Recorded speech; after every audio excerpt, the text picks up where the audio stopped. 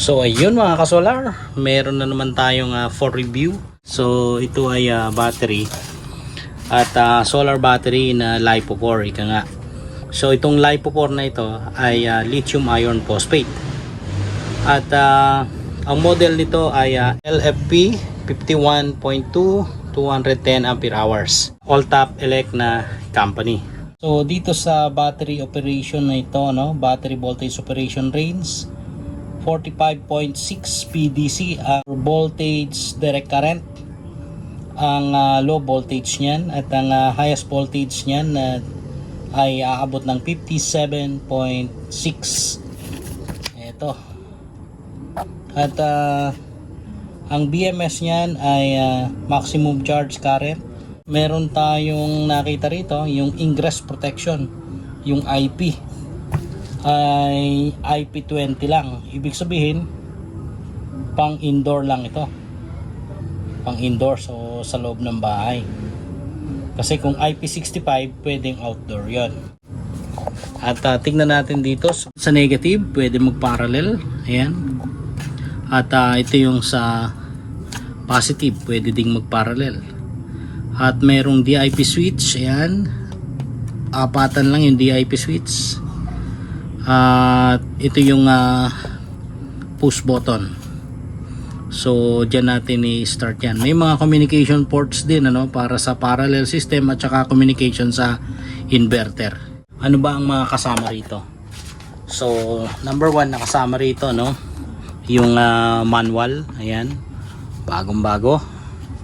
At yung communication cable na i-connect natin sa inverter at saka sa battery. Dito yan sa CAN.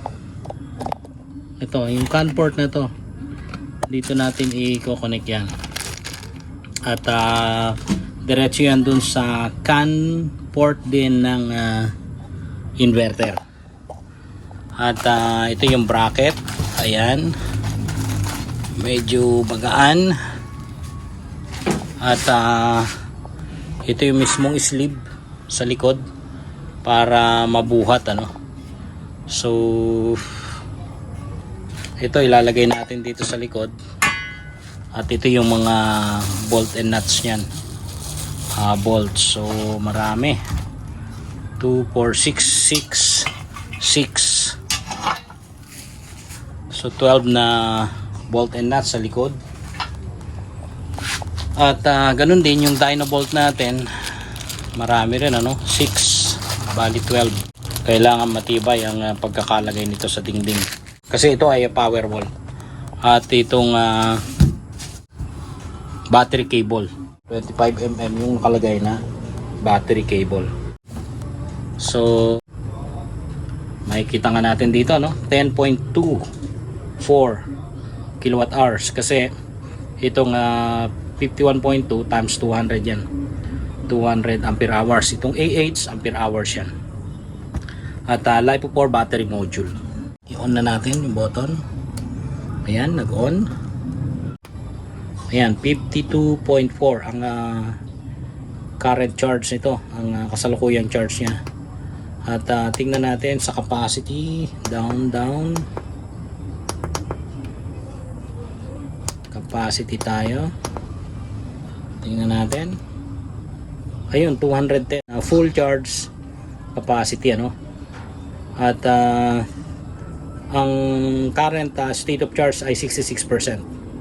So ang gagawin natin dito mga ka-solar ay i-charge muna natin, ano, pupunuin natin, saka tayo mag capacity testing. So in the meantime, tingnan natin yung loob.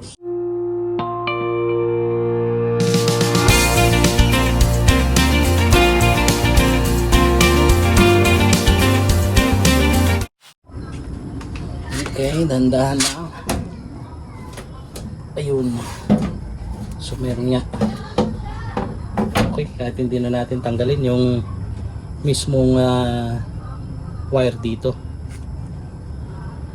Ipapakita ko lang yung pagkakagawa at saka yung BMS, no? So ito na yung loob niyan mga ka-solar. Ito yung BMS. Ang klase ng BMS na ito ay walang active balancer.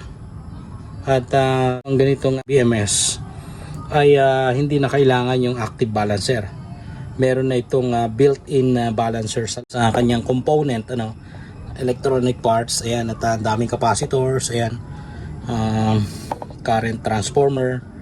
So malaki din yung wire na nakalagay. Ayan, yung kulay red, yan yung positive.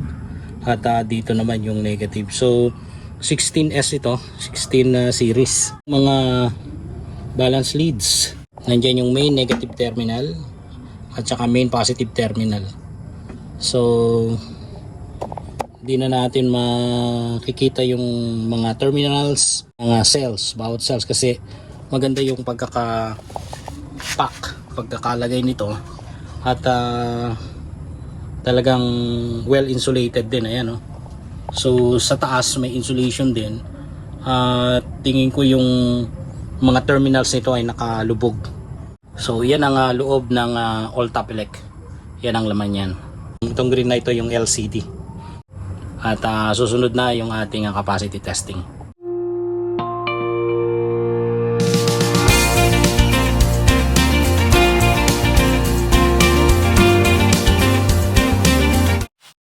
%100% na yung SOC, yung state of charge, ano?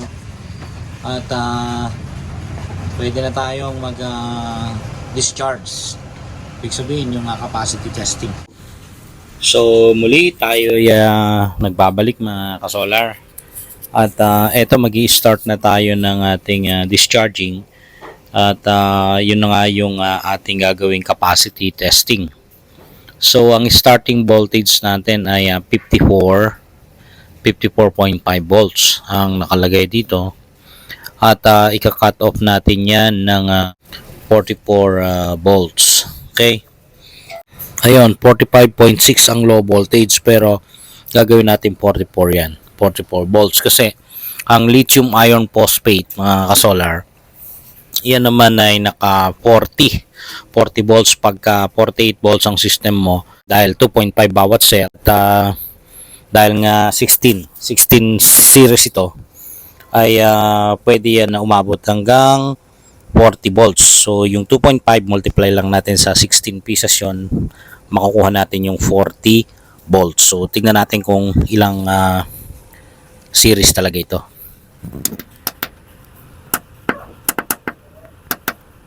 So ayan, kita natin, ano. So cell 1 to 4, yan yung B1 to 4. Down tayo, cell 5 to 8, So B5 to 8 yan. And cells 9 to 12. Yan yung B1 to 12. At kung makikita nyo hanggang 16. So 16 series ang ating cells dito sa all-top elect na ito. Ito yung starting voltage natin. Yung discharge ay makikita natin dito sa discharge na yan. Yan na yung capacity. At yung dun sa runtime. Start na tayo. Ayan. So itong ating nakikita mga kasolar ay kasalukuyan ng running. So explain ko lang mga kasolar. Ang estimated runtime natin ay aabot ng baka humigit kumulang 10 hours. Dahil kung susumahin natin yung 200 ampere hours na capacity, pag dinivide natin yun dun sa 20 amperes, ito 20 amperes yan. At kung bawat oras ay 20 amperes, ibig sabihin, madi-discharge niya yung charge ng battery na to hanggang 10 oras. Kasi 200 divided by 20. So yung 200 na yun yung capacity ng battery. At yung 20, yan yung kada oras na amperahe na ibabawas niya dito sa battery. Okay? Ayan. At makikita natin yung actual na result ng capacity dito sa tapat ng DSC1. So, babalikan natin mga kasolars. Tayo nagbabalik. Medyo maulan nga lang So, titignan natin kung ilang oras na yung runtime. Ayan. So, eto. At lumampas na ng 2 hours ang runtime. At kung makikita natin sa tapat ng DSC1, eto sa DSC1, yan na yung ating capacity. So nasa 45.19 pataas yung ampere hours. Yan yung capacity sa ngayon. At kung nakikita ninyo yung voltage sa taas, yung 53.46 volts, yan na yung ating current voltage. At yung 20 amperes, di naman nagbabago yan, tuloy-tuloy na 20 amperes ang ginagamit natin. Dahil nga yan lang ang kaya ng ating battery tester. So hintayin natin tuloy-tuloy ito. At nakatapos na tayo ng 2 hours. Meron pa tayong 6 hours siguro. So see you.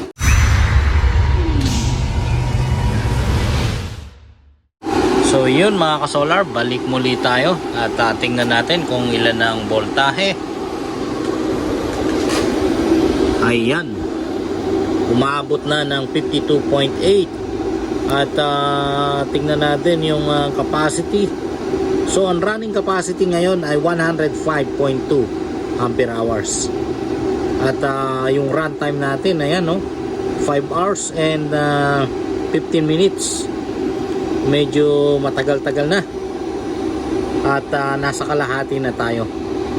Ibig sabihin yan another 5 hours pa ang ating gugugulin. So magbabalik tayo.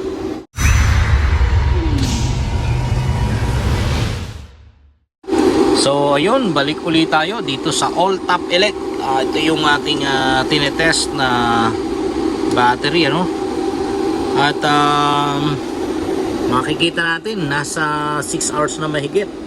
6 hours and 40 minutes.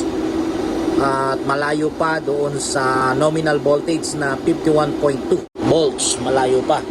At maabot na ng 133 ampere hours ang running capacity. Ayan, yan sa DSC. So babalikan natin.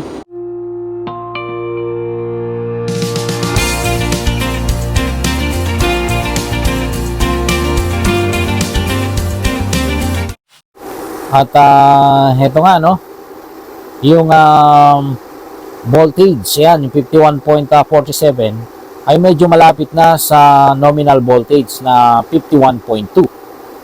At kung mapapansin natin mga kasolar, yung capacity natin, yung running capacity, after ng 8 hours and 24 minutes ay nasa 168 na. So meron pa tayo mga 2 oras para matapos yung capacity testing natin. At tayo babalik mamaya mga kasolar.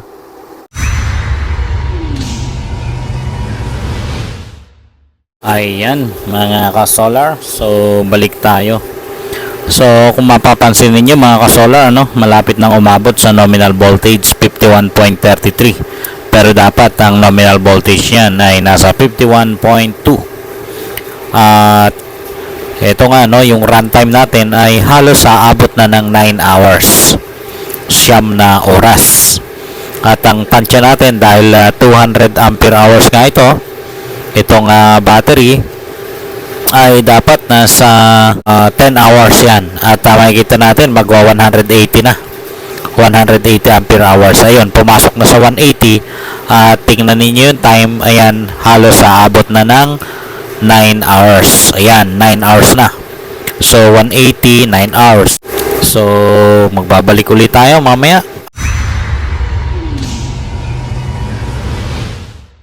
So ayan mga ka-solar, papasok na sa 48 volts at nasa 196.8 yung ampere hours. Yun namang capacity ay pataas yan at papasok na sa 197. So ngayon ay pumasok na sa 197 ampere hours.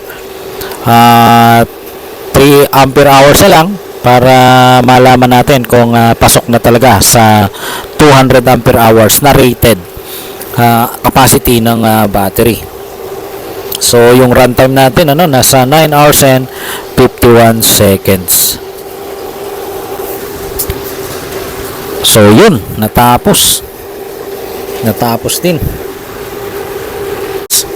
So nasa 47 pa lang kanina at nag-cut off na. So ibig sabihin mga ka-solar ay kung kusa nang nag-cut yung BMS nitong battery, ayan, yung inabot ng capacity ay 197. So hindi naman nalalayo dun sa rated capacity nito. At may natira pa dito na 47.6, yan yung cut off nya. So ibig sabihin kung bababa pa tayo ng bababa, papasok naman sa 200 ampere hours yan. Kaya lang masyadong mataas yung cut-off voltage, nasa 47.69. Sa isang banda maganda rin yung ganon kasi protection yon para sa battery and longer life. Yung masyadong mababaw yung low voltage disconnect or LVD. So tingnan natin yung capacity. Ayan, nag-0 na yung state of charge at saka 0 na rin yung capacity. So ibig sabihin yung zero rate ng state of charge nito ay nasa 47. Ayan, 47.7. So patayin ko na yung ating tester.